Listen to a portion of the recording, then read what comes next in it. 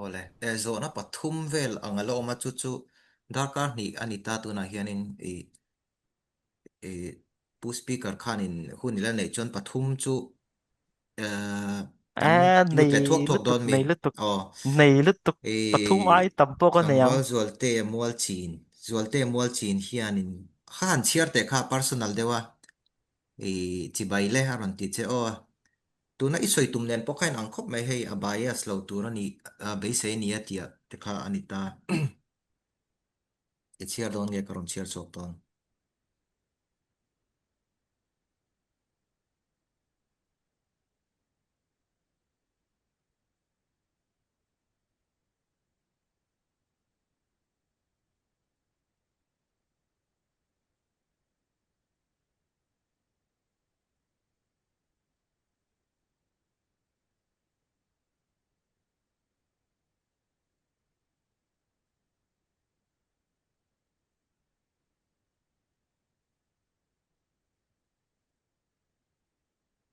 ê cái lâu in mute lo à zo na kha kan lo chia thale rok o AI advancement ron evolve chak lu tuk hi bias lo tura be se yan ya super intelligence te hi achievement te hi alo om thei ta te ni chuan eng tin emo sa kholama bias na riau ron nei chho ta si se risks aron keng tel thein iring emo artificial intelligence ron thang chho ze le christianity i mu tan ve hrim hrim AI hi chu John Lennox sa khan alo chu tak tak ma khan i azia ka le khabu ta po kali via i ka ngai athan chu philosophy of science chir tan chuan a big takin hei ke ma ni philosophy of science paradigm shift of mani ti pom tan hi chuanin i nge ai mi a hype soi war na lampang hi va me mi te me enga ma ngai lo na hi a om sa khop me a computer lo chua don te chuan relativity concept lo lu don te hila kong dan tu ito man hriat thiam lai a thil hong dan soi hi an na sa ve lu kan ni chimo tu na te po AI te po anan soi tak taka ma se enge AI chu AI chu machine na command kan pe ka wa ga lo o mani ta algorithm ati dan tur operate dan tur machine kan pe ta chu chu efficient to win enge azu thok mai ta ni machine na command kan pe kan ni ta chu ta tak chuanin motor te po alo chho to na machine te ai chuan an tlan chakalo motor te po tu nge command machine tho ani chu chumi wang chuan AI ti hrim hrim hei atin apik takin hei semiconductor la ba pe chuan automation hi la re em ta hei mi enge machine ina va koi lo wa thil command va pe ka robotic to thil veng lo te hi chumi wang chuan in ke mai chuan artificial intelligence ti te hi chu discuss hun soi hot hun enge em te nga tiang e vati luai hun hi ani ve tak tak tu nai hi chuan chui wang chuan mi te poran choya an zia ka tin enge a om dan tur te po an thlir lo ka ti khan an zel din ve a eng ti chu a thianga a theya a lo ni tak tak thei bok ta kei ma hi chuanin hetiang em hi chu ni ka ring lo ama ro chu AI hrim hrim hian mihring hi amma in hei mumbai te po ka chu chuka nuam ka ti ve interesting ka ti em chu kutta puan an ta thin na mun zong zong kha automatic te wa puan ta theina khan a replace a khatamang ang ho chanchin kha rum ka chu ka chiar fuwa a huna ngai ka fakal ni chu ho ka ka ke te a sam mur mur te hian ka hre khat ti ang thil dang lam chu tiang che chuan AI hi chuan in engemaw takin enge mihring te na tho na industry ania mo industry sector ania mo enge healthcare la mani o khoya apo ni ro se I tuna man roi na mihring enge a a chok zang khai se lang hianin enge thil thatak chu a thlenang ma se he tianga super intelligence mihring te chunga lenga ti tur ang ti chuanin kei chuanin I ka ngai to lem lo ka soi ho lu tuang ti chu ka hlau wa rai Ah, o pima re kalau khan sai zot bero. do ne Oh, super intelligence ati karin na chan chu hei tu na hiarin alar ve ema meta ina di ma hi kan in soilo kanga Maria kanya Maria Silo Washington DC area kan oma tuna ha kampanen kan lo chimmeka super intelligence at the a question na zot na chan kha kalo ngai ve dana chuan a chakop me a question kha interesting katia I hemi enge me tai na anti chwa super intelligence lab anti te open AI te mo enge khatiang ang zong zong kha enge kan enge entinge physics zong hianin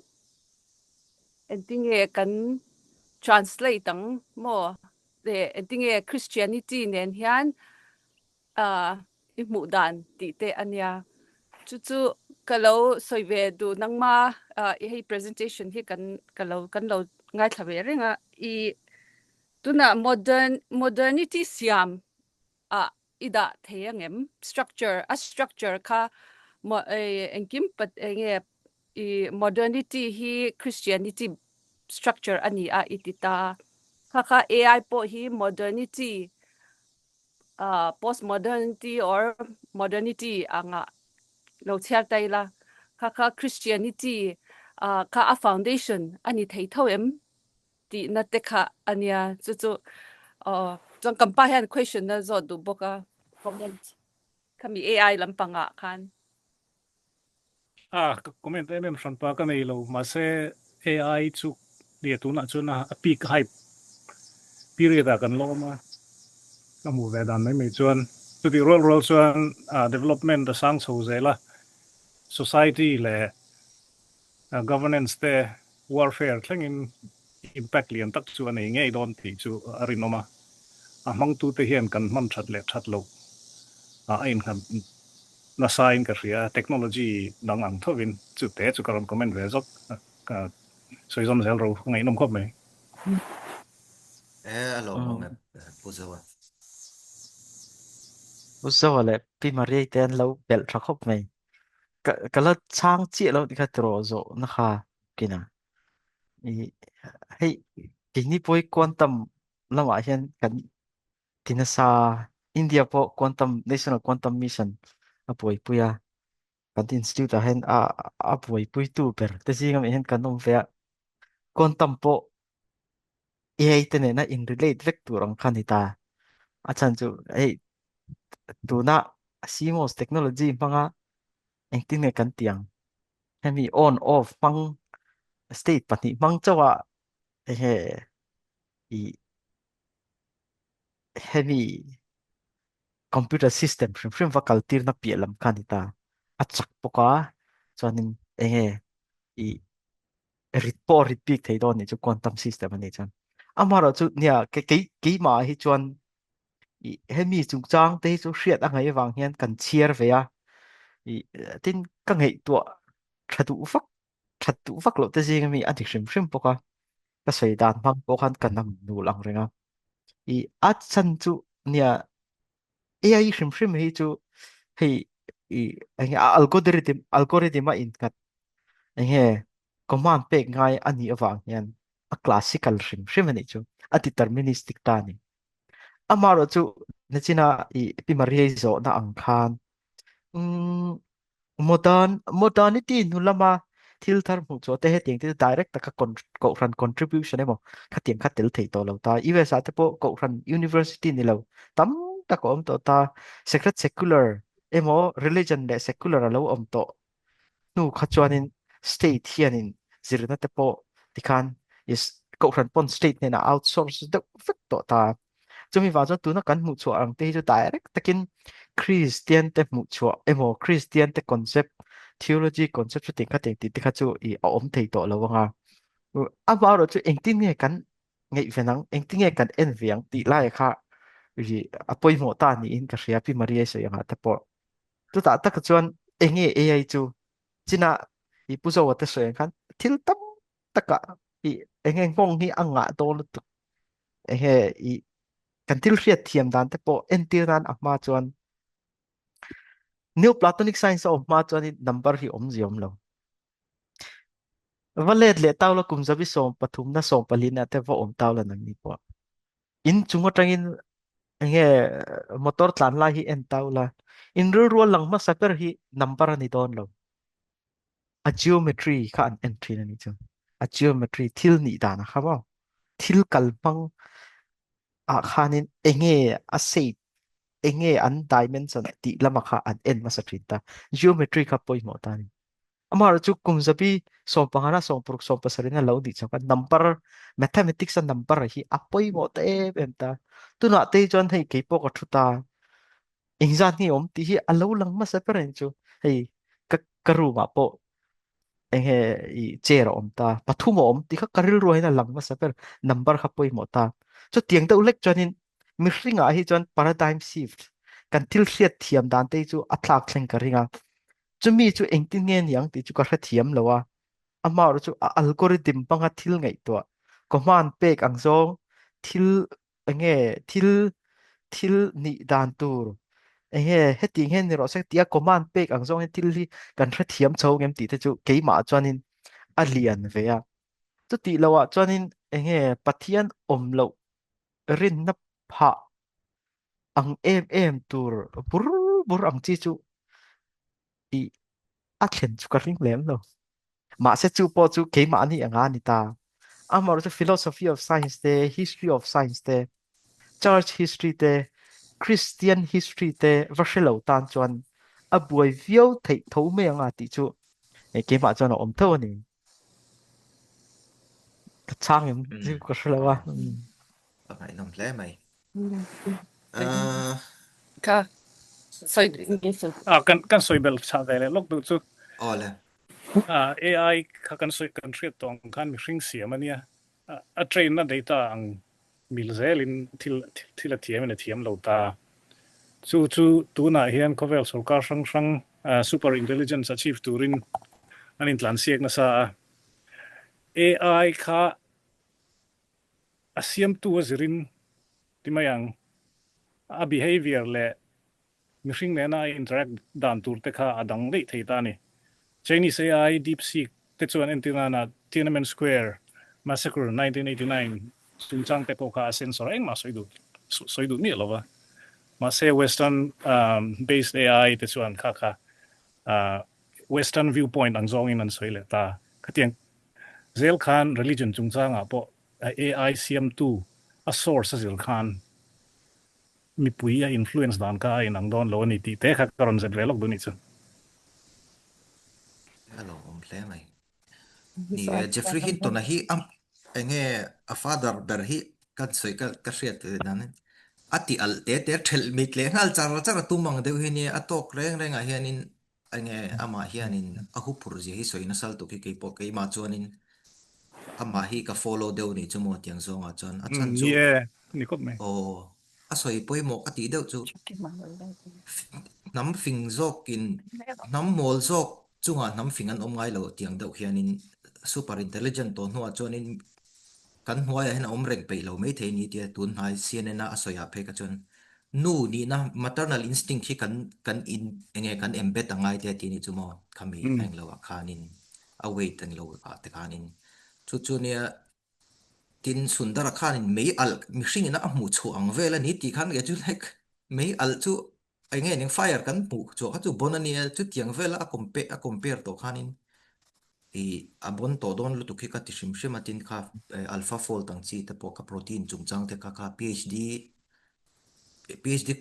uh, round khathi mamoni anti thina crystal enge a structure shet na nian ka alpha fold khan in second som the second chuna minute som ni vela khan in a predict thai ni chi sham kami a structure a protein structure te ka khatianga ni wang khan in ne a isweng chon ya a paradigm choron thak na sa khopanga karin dan chuanin tin hei tuna me po kan phone mi te hi powerful tol tuka I kan ha thola hi tianin life in ka show ta ka data te hi hei min interpret sakro ka tia a interpret theya kabula chang ka show le a croissant ni ka atia a recipe zong zong a soi theya chutian heta R studio mi turin code turin ka shrila min code sak le chuanin khatiang kha machine kha thei to lo zok ka ti ni chi shem mi zo history te shrele vek to ta ti kan mani pe chu lepa khanin a breakout ru thei am ti te khan zo tan shutdown do na version niam zo ka kha version thar na replace do nan ti wang khan ama te kan copy te kha tum ti te kha ka lo chira ka puzo puzo ram khan follow em ka shelo o tiang te kha lo ni chemo chu mang chen ni kan sei zara chuanin Christianity ne na intia kan kal kop ti rang ti te po ka ngai to lo ngai to ruk chu at ko pang ka ring hei tle anh lâu ma coming lo in bôi orient tho bôi chu mọ bôi mọ nia cái gì thì chú cái này tập po hay hardcore science lập bậc ang chi ngay đàn te a mind kan lo chiam sata hay tiếng hôn à tập point philosophy thiam lâm bằng hậu bom đàn hi cái máy cho nên hạ tầm sắc cái tiệm mình contingent khop mai kan contingent này chứ cái này po kan contingent chú mình nói cho ava contingent về lệ don ta mình hi anh mình hi tung hay kan ni ti va va in retrospect lệ kha i apoi mo ta ni chứ chú mình nói cho cái này po contingent sa kan ni ta kan til mu chu lệ ti giống như po contingent to something về kan ni ta chú ta cho nên anh deterministic to à thì mấy ang til khát tiếng à phổ ổn thì tu ra mà vâng hay nó sim sim mà cái máy cho anh bom har khát tiếng này cho amaro cho in soi ang khan til hi cho ati tang lam don paradigm shift hi cho atlen karing anh mo kan til riat thiam dan kan til mu dan kan til pom dan hemi science quantum mechanics kan ti song te poi atlak kling ring yan oma achan chu na china kan soi ang khan chu mi application chu AI lampang khan ni tlatani heta te po AI ni BTech ko department kan hong thu ta i an la du khop me ka course te po an za vai nan lo ka an thiam phian le nga la i amar chu karil ro om ve thi ni hi chu apuyang aro puyang til ro pui hi ala chuang ma se a super ang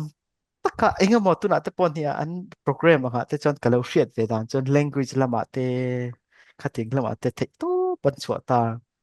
mi hring mi mal pakhat pop le in zom khom te ai po efficient jok te chu ala chua chu karing ma se hemi a free will le contingent agency ke ni po kan ni na zara an ni le chawi na mi hring te khatianga va englo tura va englo nei chu hai tụ lấy cái vô thì nó chú kế mà hi cho ý cái này à chiar ta poka chiar thu tục lo bok ka anh technology để science làm phim phim ta po ngày nông khóc a này hadam thak ka lo ừ rin fela za te purin fela ti meng o ni puzo ra mate pi mari te kan dom hle mai medical science le reform theology hi akal kop tlat tur an ni ati hei comment ang ani ang atro asoi zau du nge ni ti khat ni sela ka ngak lo ka purin met fela kha ani lo chuanin kan hun purin kan fele khar hi chodon purin fele hi BD ani po science le Christian lam pang ziak thrin le ka bu po pani ziak to ni mo avalo mum ve thu kam ni du te ron nem o nya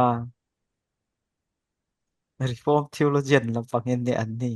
o Calvin progressive Study Center oh mase cái ni protestant te nge reform zo Catholic unaw te ti po hi debate thấy đâu nè cái ni hi adik khóc mày reform nha tur la nei me lo yan pul hi kan tran ve mo ko na hi mo tong na hian kare ma thima lan pokarom lang the lo mo ka sik bali chhe mai the ya boi mía lo kan ngai thả ni china punya pu krista ron soi khatoi te ka soi ve do lok lai chunia i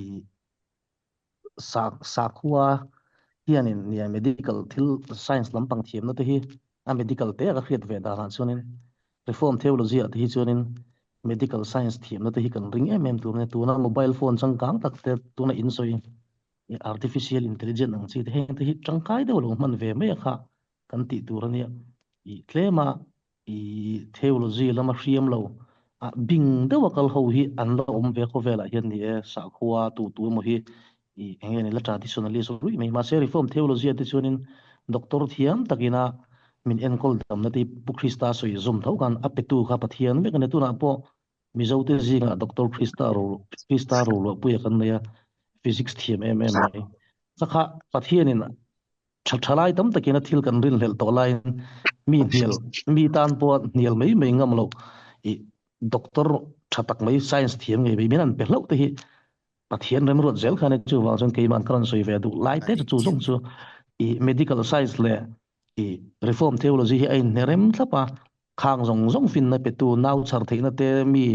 ko chung zai zai thiam na zong zong te covid-19 vaccine zong zong te ko kha ani na taka churin pathian da fin na min pek theology reform theology tang chuan aling le kan ti la kha karon celebration ka soi cha ka ma che ka soi to long ka lom lu tu ke kan va lom ve chungte zona pokaron chang avani mai ve tro til mol mang deuh ka lo zo le lo kong krista den i Christian na le science lampang hi Christian ho chau hian kan boi pe i nam dang sa kho dang tai shevem Hindu le science ti ve la boi te mo Islam le science ti ve la boi ke shevem ti ve kan zo tang mol mang lo chu ho min zo na tur ta ka ni no hi kan boi bi AI tem te ka chu kan hre lo kan hre thuk lo lu tu ka hemi ngai ngai nom to chu i cậu rằn à lâu tin chậu khan chuan Greek is lampanga kha chuanin thiam na fin na kha thei patop chain nge an vazira an preserve ya ti khan I hemi Latin West kan ti Italy lampang mo atian Spain kan ti Portugal khating lapa te kha chuanin I Rome ho te khanin le kha khat ti tu nge thiam na fin na Greek classics kha tingin an zir thuk lu tuk lo ni chu amaro chu late antiquity kan ti nge hei medieval lo in tan chho na hun kumzabi pariat pakwana so na ti vela khan I Muslim unaw te Arab ho te an bei va kan hi chu I a chan rang rang pathum awa chung zinga chuan ngai nom deuh pakhat chu amu manga an lal khanin I nge philosopher kha hmuh ti khan ani khan nge I Greek philosopher mangin ti khan thiam na fin na zir tur tiang zong khan in la na khamuta ta chuanin I Greek classic so kha an let ta tau ta chung zinga a le sak tu som ruk le pakwa ruk sari ti vel ani ta ruk nga ti vel chu Christian Syriac le Greek Christian ke khan ni ta chuan an ni hun lang han til kha powerful na sat phani chumo I hei Hindu hetuna number kan man te po hi Roman number ani lo ti in rianga Arab ho mu chuani ta chemistry te po alchemy tanga in chan ani ta an ma ni ho hei an al mo chuan hei algorithm kan ti te po algorithm te tanga lo chuak chho kha di ta ti khan I enge contribution ni an nga lu tu kan ni le khabu han ka ziak lo Christian te ni wa han ka ziak thuk lo ta ani na ta Latin West kan ti Rome ho ina có thăng ram Christian tên na i thiam na fin na an va mu chu na kum zabi so pan hi khanin so pan hi na khanin engte kan te enlightenment kan ti ang reng to kha a om ve ni chu tu na enge revolution kan ti ang chi hi chu ani na alo chu dan pakhat chu he ta Spain ram te ka ho te kha Muslim ho khan an van enge an va om chil enge an va ne a an ram ani ta ase kha kha Rome ho ina an va ne ve le che khan ka ta tang kanin enge Greek classics Aristotelian enge literature tam tak an hre lo te kha ti khan an la chua ka ti khan an let tha ve le a then te phe ka chu yan kan soi tu om je chu Muslim ho pon an boy pui ni chung ho ase Muslim ho a hianin boy thlak to om chu na china khanin ka soi eminent le transcendent hei hi soidan dang le chu autonomous khuarel hrim hrim mi autonomous anga ngai na khani ta ni a autonomous kan ti chuan ama ina om pathian in a siama law ata a om ve top ti khani ta chu chu Muslim unaw te chan an ring thei lo ni chu en tir nan apple te po lo tlata tlak tir tu a tlak mek lai he tia le kal tir tu ka pathian ni natural law concept ka om thei lo ta ni chu ta chuanin an buai ni chu amaro chu autonomous nga an wangai kha chuan I pathian ka poimo lawang ti kha an lau ta ase Christian te chuan chu kan sacrifice a tu na hen a price hi kan pe me kan ni chu ani na na china kan sei to ta pathian in dana siama leilung dana siama chu tiang chuan a kal kan tia pathian kan thei hil dei ta ni chu mi price chu kan tuar me kan ni chu tun tleng hian Muslim ram then khat tam zo ka te chuan an kuran le อันเองอัน science แต่ที่อัน philosophy แต่ที่อันจัลเรมเทเลวตานี่สุอันบวยนั่นนี่ตาแค่นี้อายินอันเลตินันบวย enlightenment ปัลตังเลวันนี้ว่าจุดสาขวเตฮินดูสาขวเต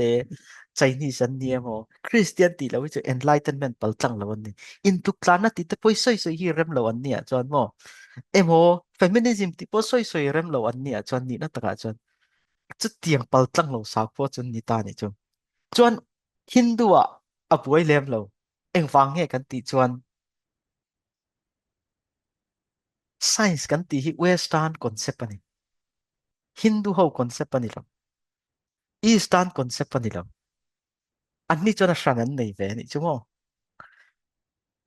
education kan ti hrim ani phot chuan western tradition khotlang lampang ho ngai dan khotlang lampang ho philosophy kan ni tlat ani chu chumi wang chuan ai ne lo ti poi arem vak lo ta chumi eng a chuan chu ai na sa chuan buai nan nei ve thei ta heng te hi chu kan concept ani lo oh heng hi chu foreign thilani it's very alienated oh foreign thilani kan chunga mi ni lo kan pum chunga mi ni lo an lo ti ve thei ta an ti reng bok ani chu tuna te poi hian chulai taka chuan an buai jok thei ta ke ma ni buai dan ne chuan ai ang ta lo ta ni chu mo chumi wang chuan in science kan ti hrim hian kan soi fo angin Greek te Rome ho te kan lo om rengin modern science ti lo ti chuak ta chuan ni se chuan thu ran ma se kami an thiam na fin na kha ko ran institution in akeng chho ze la ti khan monastic school te cathedral school te khan anh hay ăn trai viêm ăn tí tế ăn quad viêm tí tế khát tiếng tế khá ăn gì đó tế khá ăn là châu dễ là tí khan he ta medical science tế po ăn sao ya anh nghĩ là chân public hospital siam mà sao po cậu phần ni mo Christian tên ni interesting anh medical science lang pang tế poi mà tế cho nên kan cheer về cái ni po ngay nông cái tí em pakat tu Greek le Rome hun lai chuan Christian na ma ka chuan physician kan ti poi an nei ve tho chu tun lai ang chu ni mi lawa amar tu tengen ti dam thin an lalte an khon bolte an philosopher te ko to ho mi van tlang chung pa kan an ti dam ngai lo ma se Christian te an lo ve chi kan Isu Krista ti dan ka an enton ngal to pa ni chu ko thlera mi pon ti dang an ti dam salpon ti dam tu mai po kha cross awang khan ang khat khan lo ni ta ni chu chumi wang chon an ni po ti dam ve kan ngai chumi wang chon public hospital concept po kha alo om ta ni chu cái soi tum chi khre thiam tro public hospital concept po kha lo om ta i chumi wang chon hin enge medicine hani enge ti dam rong bo na hrim po hi science chunga ni pela ma hian science hi Christian na nen ain zom kan ti pela ma hian ti dam rong pol na hrim po hi i engting kan tiang Christian na nen ko ran nen alak ran ti lo kan nu te point an ti ve ja tu tleng te point an ni po ti dam rong pol na lam pang poi pe ni ta iso Krista rong pol na ka chun jom ti an soi ve ji ani mo eng bang nge por fana an pe ram eng van mi re te an identify ram mo golden card an name max an in register em an phili poi rek an lo thleng don chumi chu khum lo da ro ngai tia an soi ma sak per chu max an tiem mo ka wang ngei sak na kha o mani chu kan soi tu om je chu tak chu ne eng wang em Mizoram nars te po an thapi an ti fo te poi Christian ni na ne kan an duam je tlom ngai na pia lama khan mi vaker kha an thiam thlat pani chu mo Mizo nars te nge nge ka chu i kan soi tu taka chu Christian na concept patanga modern science lo evolve chu kan ni ba khotlang concept pi an ni rim chu mi wang chuan hin i mitanga hi chuan an buai dan ni tang ke ni na kan buai dan chu ke ma ni chung ko buai na ni ke ma ni chung ko buai na ni tak tak ka soi kha vai zan ina po protestant polemic sa wang kan anu isa tlang to me chu Chris heta anti catholic polemic sa kha hemi days kan ti chuan pathian om chu ring ma se athil siam ten na sang lak kha ni ta mo ka tiang ho te skeptics pathian omring le lo te khan chung ho nghe Catholic an va be dan kha an copy ta chon deist ho le he ta skeptics ho ina i nghe an lak chona kha atheist ho kan ti khan an vala chong vele ta ni chu ani na kan fashion te fe kan ni ni chu mo interesting ang ring Ngai tom chu hle chu ngai nia in India ra ma te po hen atheist kan ti te colonial concept tak tak hi nia ma fine atheist ti ang chi te sa khwa ti concept te hi a om lo ni chu mo ka soi ta treu mai ngai thak nam to ke anh zo nói na một ato bera kan tianga e ta cái giọt rồi khanin đúng không pu dal thaki makhan o pan hi kan ti le mai don mi tu ulal za za ti te ulal thaki nak tu ma Arsenal in khel zan te ni lo cho nên kan chang chang char thei ni ole kan ti char char thei a last two kan ti mai don mi tro e chata khanin puthaki ma hianin sar krista le khabua zia potential absolutati le potential ordinatati kha enge kan pomta ti ka azotani chu hei apoi mo khop mai hei late antiquity hun emo medieval in tan lai lo chok ani ta heta hianin an buai na em chu medical science za te medical science lawa po ti khan thil ka he anan mu chuak ka thil ka entinan he pathian ka atel ve zel tinang khan pathian tel lovin thil hril fia dan te kha an mu chuak ta entian seminal principle achi te po kha lo ngei to tai la entinan ege ser thlum chi om ta achi ya kha khami siam tu kha engting e kan tiang an ni dana om zel theina turin i pathianin a ruam manani ati khan chumi achi chon thil ti theina khan nei ta ni chu mo chumi chi chon thil ti theina nei ta chumi chi thil ti theina chu pathian thil ti theina nen khan atang lama khan i ngai na kha lian ta chumi wa chon pathian kha tunge ni apoi mo lo na te kha apoi mo na le poi mo lo na kha an buk ton ta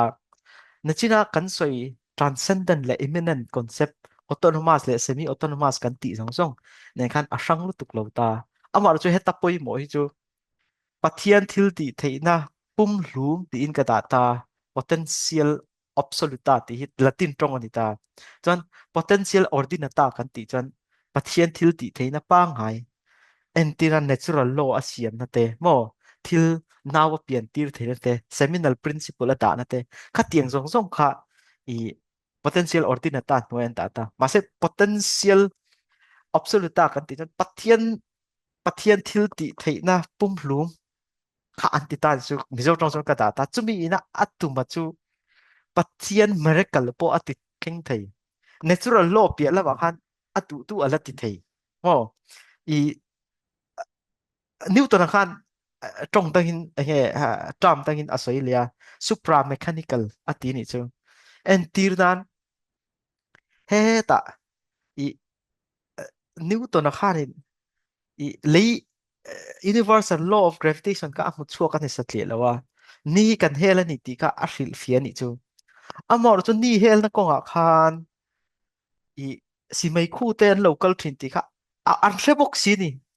ma se si mai khu chu ri na po nei ni chu an local khanin gravitational attraction awangin a collapse mai a buai mai te kha a la om ta ni chu engtin nge gravitational bangin a hril fia ve chung zo zong tik ta a buai ta ta chon metaphysical to win tunami tram te hi mang ta pathian chon ti khan si mai khu local khan awa siam rem le thin azu enroll thin ati ni chu chu potential absoluta chu om chu ni ta hi i apoi mo khop mai he mà sẽ modern science ring tu tan chuan i tuna modernity chu tak chuan vak pom kha har to khop me chan chu he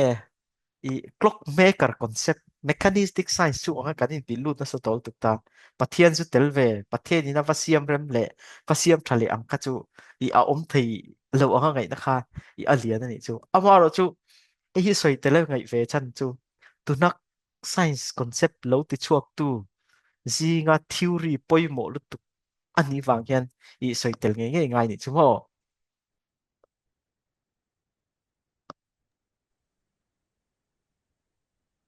thang em Arsenal in khel zan Manchester in sắp ho hay chu comment sang kia đi oh oh tra cú chụp cái oh à thà alo mong lên mà ya phía thà purin te khan in an ya kaka azon at last ni se ti chuan in ceremony toy te ceremony chi poni lo certificate lan na te ka cái kan gì nei là na nghe chuan kan oh tu tok ton ya cái gì nào xuất hiện oh idam mo ok khan đấy cần đồng ý chỉ bởi biết quân sự vậy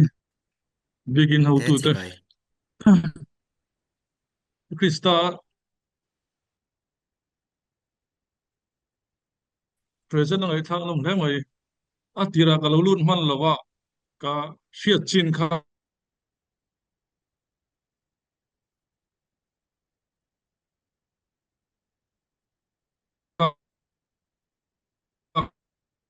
abung tlat mai a ka to lo present zo to sia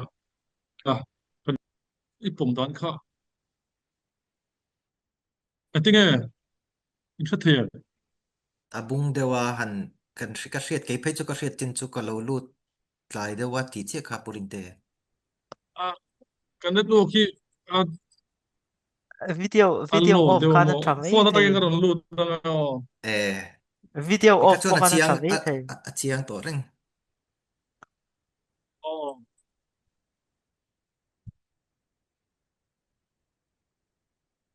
oh ka ron tiang e a creation story la ya hi ipom dan hi kan thre cha à achan chu ai tur pi dan hi asang tia tu na kan ngai thak po kha perspective a zir khan sang thei khopin ka ria Christian perspective atang khan kan ngai thla khan ya khara se zel don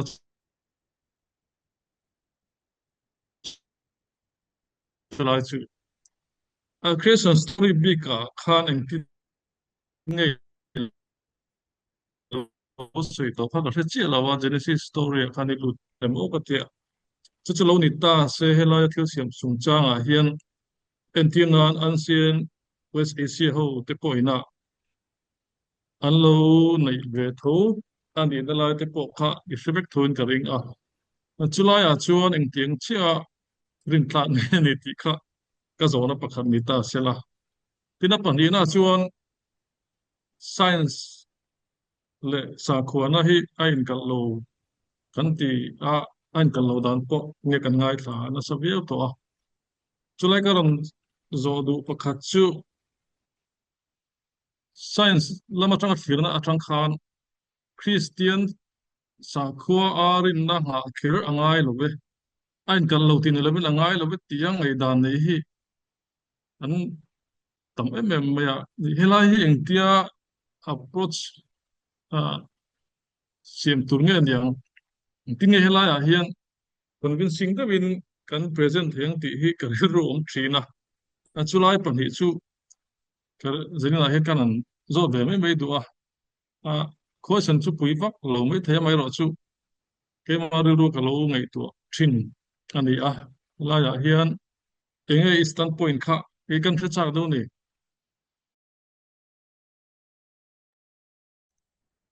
hắn hắn xoay vóc vóc cái cho nên mình khen về đăng tí rộng bốc xịa rộng khát át chắc khóc mày mà sẽ nhà y tí tí na xoay chỉ tế bộ anh in cả rìa ama rồi chú à tí lama cả lâu xoay ang tê vin hay mi creation account rim rim mi chú literal ta cả lạc rim lâu ta xoay ang khanin Augustine tên khai Zida te chu Rome le Greek tiang nam fingan ni lo nam mol anya he tiang hun lai pathian in a pol dan ang a pol dan ni ani da ang angin I kan la thei lo I kha I he a thutluk na nia chu a interesting ani chu mo chung te chu ngei to la cậu ran tin tran tir chho la ya an ngei dan ani to ta ni chu I tu nang laya literal tu tawa walak tok tok vati tok tok kha arem lo ni chu tu ate point poi chak em chu mizo singa ti hian kan rin ai hian I agnostic kan ti te atheist sa inchal ma se nupui te zon te langai vea ti khan walao to ka atheist lo te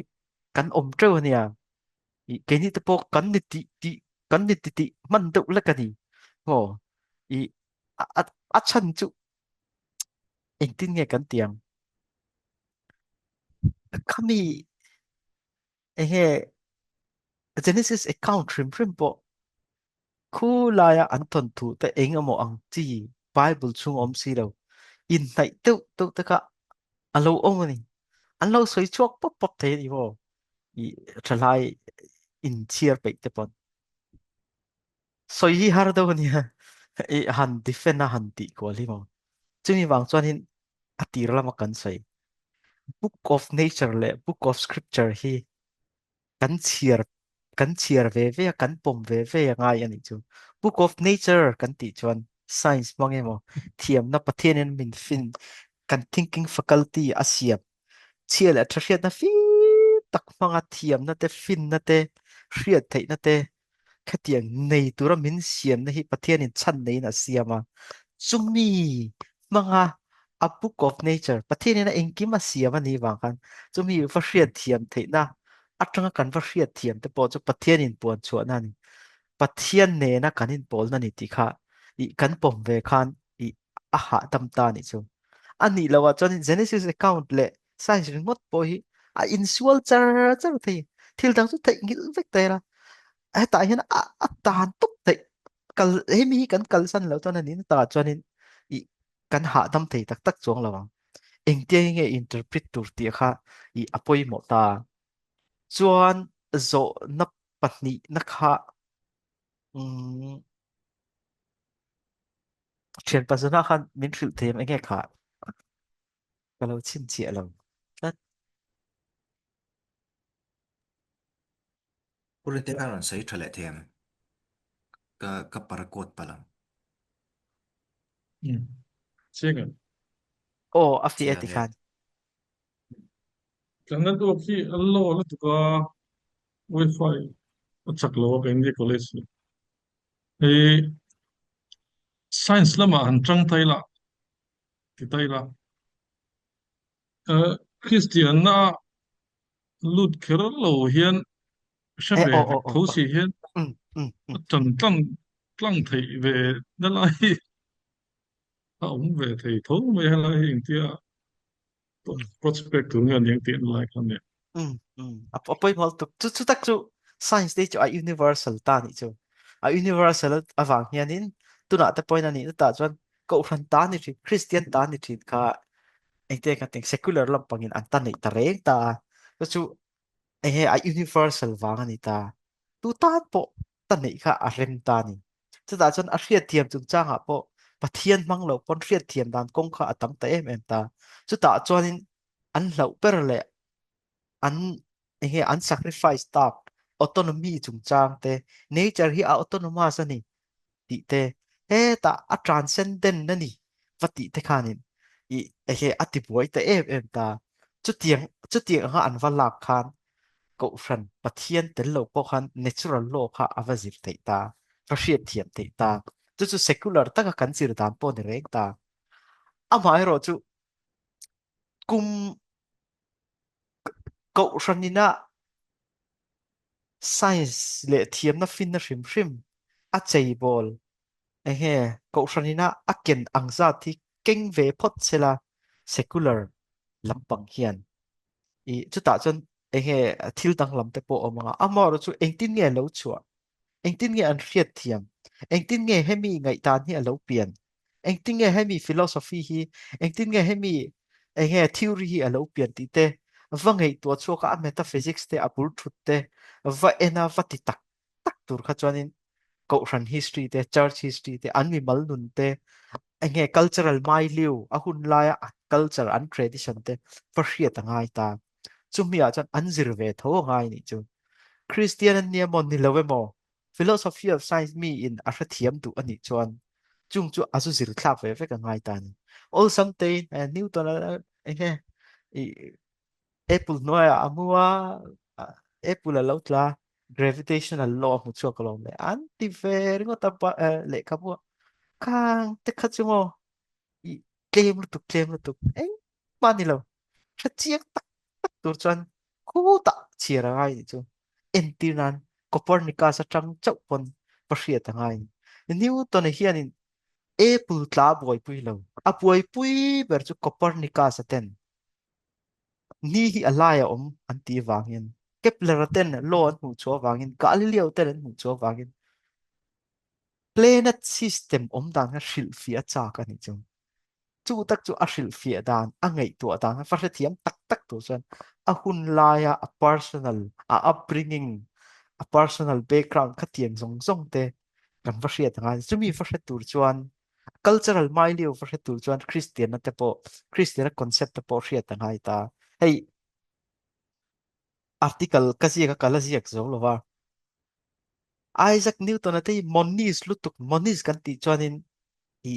engte kan tiang oneness lutuk ani chawa kan UPC unaw tiang hi ani chu ai po chuan ala oneness so trinity te ring reng lo nia ngai nom lutuk ma se chu chu eng vai nge ati chan chu eng dang wang ni lovin natural law hi pathian pek ani ta pathian rang ina peturanga aswang to khan a consistent lo a law ni a coherent lo a law ni chu Mizoram chief minister pudu oma puzoram ta pu hola rolin nei taila pakhatin dan lo siam pakhatin dan ai in ne ton don nge a puai don ni chu dan pakhat kha kan nei ngai ni ta tak chot amonis khan ani ta chon a ha dam thlak ta oneness ani khan trinity rin lo khan atan chon a ha dam thlak ta ni chung ta chu nge omzia nei fe kan chu chung chon a influence chung chuan in engtinge alo underpin chumi assumption cha nei chuan chu tiang te chu ang lo ngei to chua tir ta chumi awang chuan Christian an niam ni lo emo alo chua dan te alo om dan te hra thiam tur chuan chu tiang chu an va hriat ve khan a thata ma se chu tiang hra thiam lovin a tu nai khoven stil tar mu chua te pa tak tak om ta chu tiang ngei to chuak lem lo pon e he eng tin tin mo chuan alo chuak thei tho ta en tin an e he I Einstein te po tiếng in pathian ang em khan ni pon ngai to chuang lo ta modernity chu an om ta an to an om to ta I khan light kal chak zong hi pa ngai reng ani natural law physics law hi enge a clear tu a kal chak zong pa ngai renga emo a chet mi lo chuan a dang lam lo ni ti concept pani bang chu khan Newtonian mechanics ka alo votar fe kani ma se chu ani na lo ngai to chuan chu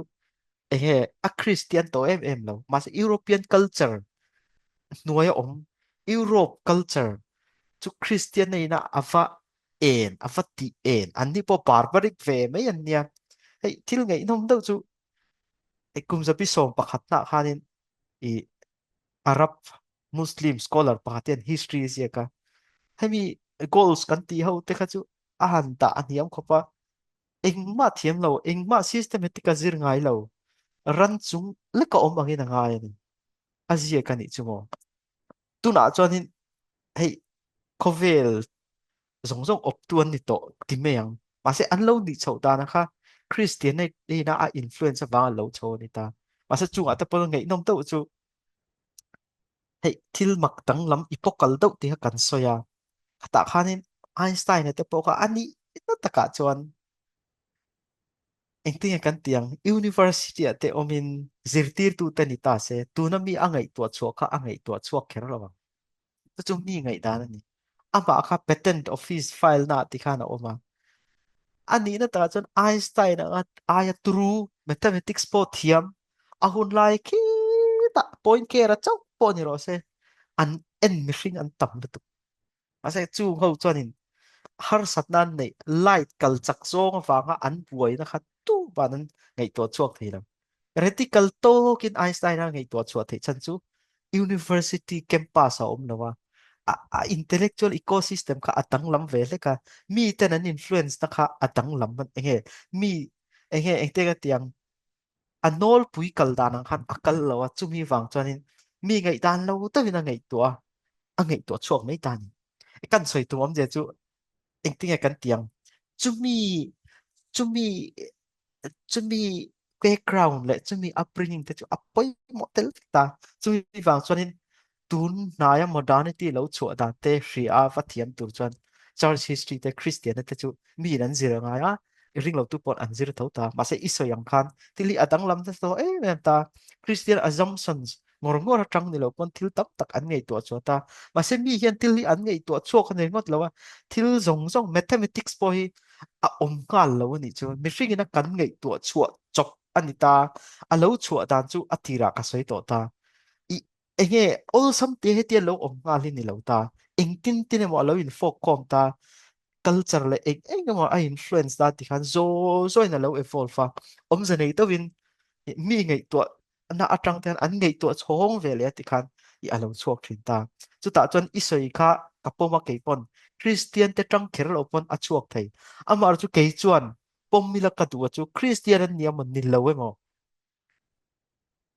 natural law thil hrim hrim thil kalmang hrim hrim hrim hrim hi chu pathian siam pathian in a ruaman ani vek awang hian va pompui emo va appreciate emo ani mo hei tun chi hei thil pakhat chau ka soi tong na china khanin latin west lama khan aristotelian science apa chuanin a logic te khati wa kha I an hu lo ni chu christian te khan neoplatonic tovin an kalta kum sabi som ma zong kha chuan church father te po kha amar chu latin west lama aristotle la physics te metaphysics te a biology kha tiang zo ta a lo thleng hut mai kha an mang ang ni chu an mang an chan chu an ni chu pat ingkimi pathian siam ani an ti wang khan hil fi khan du an an ni ai thazokin arab muslim unaw ten an thil fia emo aristotelian philosophy ma thil fia na dang thazok pom tlak zok pom nuam zok ol sam zok alo chokhan an buai ani ma se hei gravitational waves po an hu choka man kuma englo mumbai airport ta ka online ya an puan khan nobel prize te pon pek ngal mai khan gravitational waves lo ten han enga fakhi kan ngai to lo ni christian te hian mo achan chu kan foundation dik tak engkim hi pathian siamani secular hovin he ta lai ko ainga mo hovina khatia an mu chua kha enge an ti tu vere he kan ngai to ta kan han kal lat na sat to zia chu mase pathian thil siamani gravitational waves ta po kha to chu va appreciate tal heti nge ni mo pathian in a lo siam Big Bang oma emo he ta black hole oma khatinga tanga information local gravitational waves mangin mo he tieng hian mo pathian in quarrel lo tuan a lo va mak ngai em ti a va ngai tu an kha I ke ma cho nó om ve thế ni chu ma se mi tam tak thin lo cho nó om thei to lo a chan chu hei hi pathian siam ni hei hi a duan ani hei hi a kut chuak ani ti na kha ke ma ni hen a claim ta lu tu ka ni chu mi wang chuanin enge amu chuak tu te chu tu po ni ro se amu ro chu eng kim mi pathian siam ani wang hian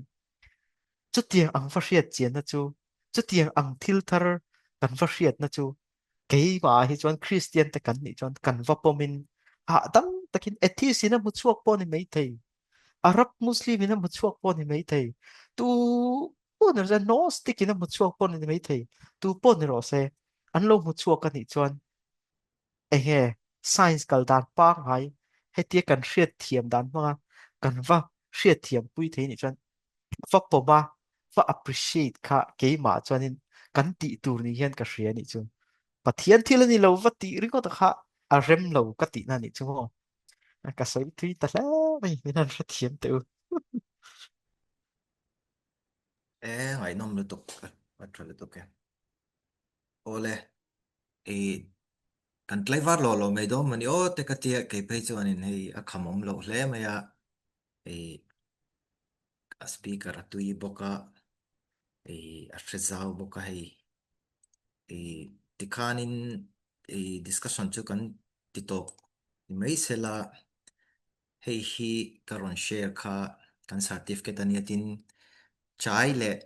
thingpui le samosa hanin taman te ka chu kan pe ve chenga kan treasure te khanin an lo thon mấy tur che ka nga ka chu hei hi pek email ngay in lâu ka lo pek ngay lâu i nga ye pin Maria e ite ku zona te kan mi oh lok pe mi asu pek ngay lâu kan ron thon don che chu chu hei kan appreciate na anita hei chu email ka lo thon che nga mo thì chuanin cái mà ni member atang kan soidu kha kan nem o kan pi le kan pu te kha kan nei lem lo chuanin kan hun te kan khar to me do ne soidu kan nem chung te pi maria te này đâu này nei lem lo mo Krista Dr. Krista ro wa puya kan lom khop me I hun tu tok min lo man puya chuan participants le attendees how zong zong chunga lom thu kan so ye a next series event tour hi min lo ngai thak sak le don ya kan lo inform je lang chu kan lom lut tuk in hun lut tak min lo man puya kan lo me kan lo lu tu ke lo ngai thla tu zong zong te po mang traffic u le kan in hule Nắm don nia trào do le o nắm chào trào ule lên nắm chào chào chào ule le thank you u le